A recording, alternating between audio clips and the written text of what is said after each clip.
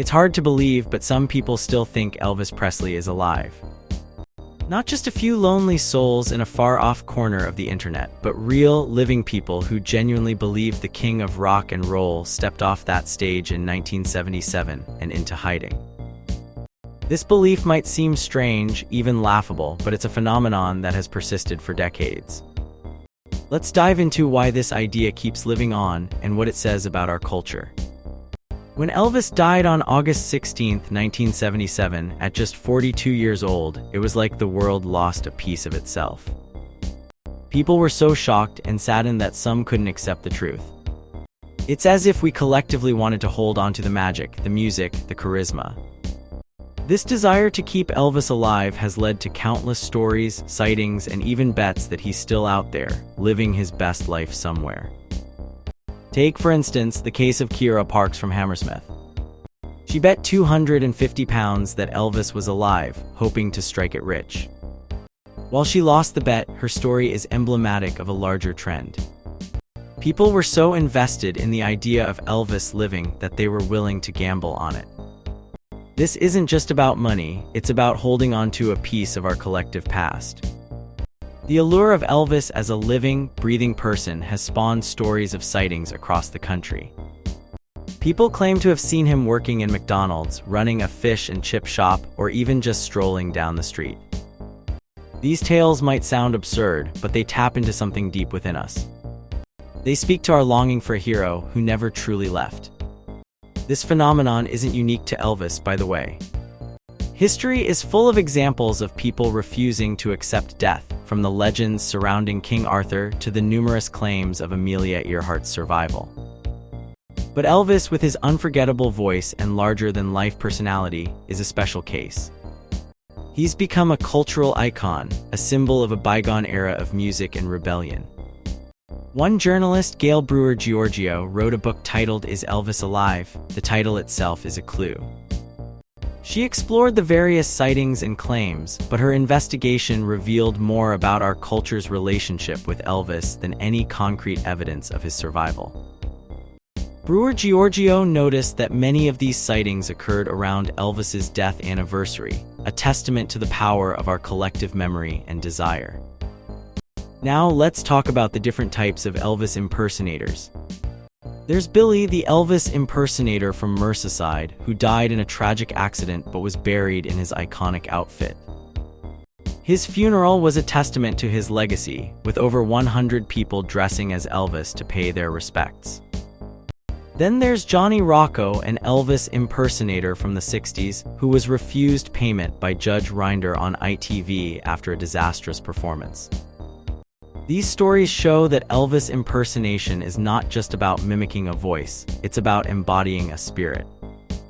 The reason many impersonators choose to portray the older Elvis is fascinating.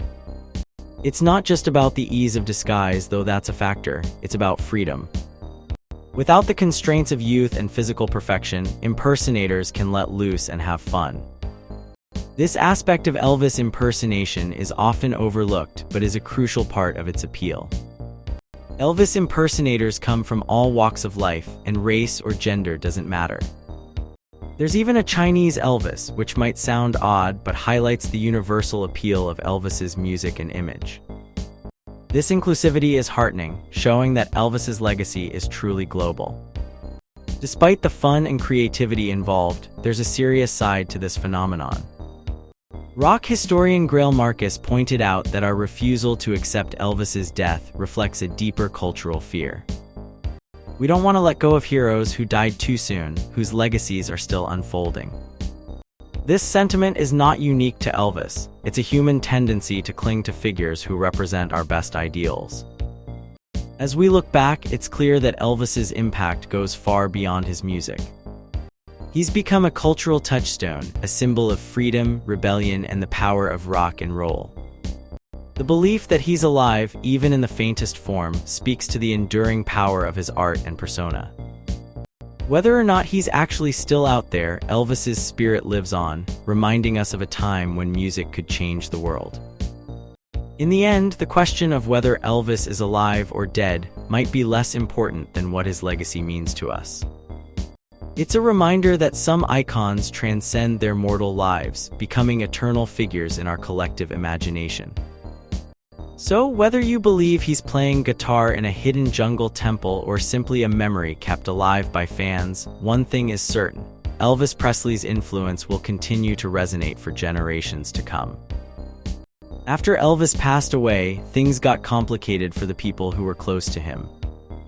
The courts in Memphis had to look closely at all the money matters involving Elvis because he was just a kid when his dad died.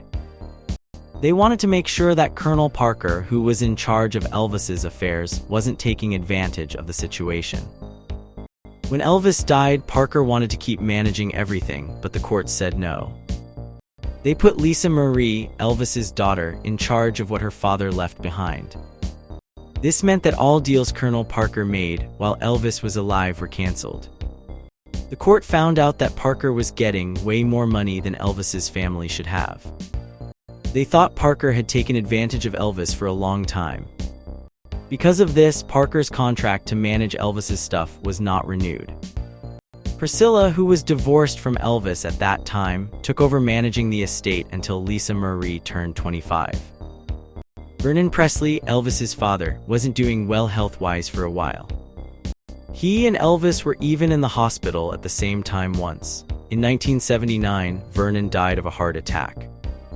He was buried next to Gladys and Elvis at Graceland. Some people say he shouldn't be buried there, but he was the head of the family. David Stanley, who knew Elvis well, shared some thoughts about Vernon. He said Vernon and Elvis shared a sense of humor, but apart from that, they were very different. Stanley described Elvis as charismatic, saying you could tell when he was around because of his strong presence. While Elvis was gone, his grandmother, Minnie Mee, along with Vernon and Elvis's daughter, were the main beneficiaries of his will. Colonel Parker didn't get anything from Elvis directly, which was ironic since Parker had influenced Elvis so much. Minnie Mee lived the longest among them, passing away in 1980 at 86 years old. In America, people often want a piece of the action when it comes to famous people's estates. One such person was Elvis Aaron Presley Jr., who claimed to be Elvis's son from a relationship with Dolores Hart. Priscilla later got a big break when a court decided that the Presley estate owned Elvis's image rights. This was a big deal because it changed how the law viewed the rights of the dead. Colonel Parker's life took a turn after Elvis. He didn't take on new clients, but occasionally gave advice to Rick Nelson. Despite his past, Parker remarried a much younger woman, Lone Miller, who was 26 years his junior. Even though he was in a wheelchair and mostly living in Vegas, Parker still showed up for Elvis-related events. At his 85th birthday, he said he was still working for Elvis, though it was clear this was more sentiment than truth. He died in 1997 and, surprisingly, given his gambling habits, left behind a significant amount of money. At Elvis's funeral, How Great Thou Art was sung just like at Parker's. Henry Lewin, au Atelier, said Parker and Elvis would be together now, though it's hard to believe that really meant anything. After Parker's death, the Memphis Mafia, a group of friends and associates, disbanded. Some of them went on to work in Hollywood and other entertainment fields. Priscilla Presley took charge of Elvis's estate and did a great job. She changed how people saw Elvis's legacy, presenting it as an eternal love story rather than just a business. She used Graceland, Elvis's home, as a tourist attraction, which brought in a lot of money. Priscilla wrote a book about her time with Elvis, but it focused more on their public image than the truth of their relationship. Over time, Priscilla had a busy personal life, meeting various celebrities and even having a son with a man named Marco Garibaldi.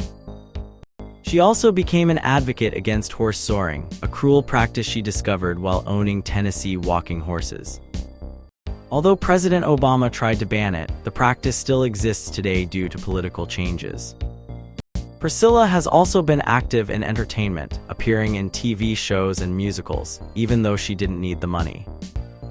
Her work in pantomime in the UK shows how she keeps Elvis's spirit alive, even if it's just through fun performances. Her efforts to promote animal welfare and her ongoing work with Graceland keep Elvis's legacy alive in more meaningful ways. Elvis Presley's life and career have inspired many stories and shows, but telling his whole story in one production is tough.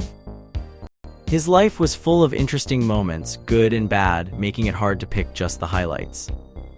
Think of it like trying to summarize a really long and exciting book in just a few sentences. Many shows focus on specific parts of Elvis's life rather than the entire journey. Some tell the story of his early days as a musician in Memphis, while others highlight his time as a superstar in Hollywood. These focused stories allow audiences to really connect with certain moments, but they miss the bigger picture of who Elvis was and what made him so special. One challenge in creating a complete story about Elvis is the sheer volume of events and characters involved. His life touched many people, from his family and friends to fans and fellow musicians. Each person had their own story, making it tough to do justice to everyone's experience in a single production.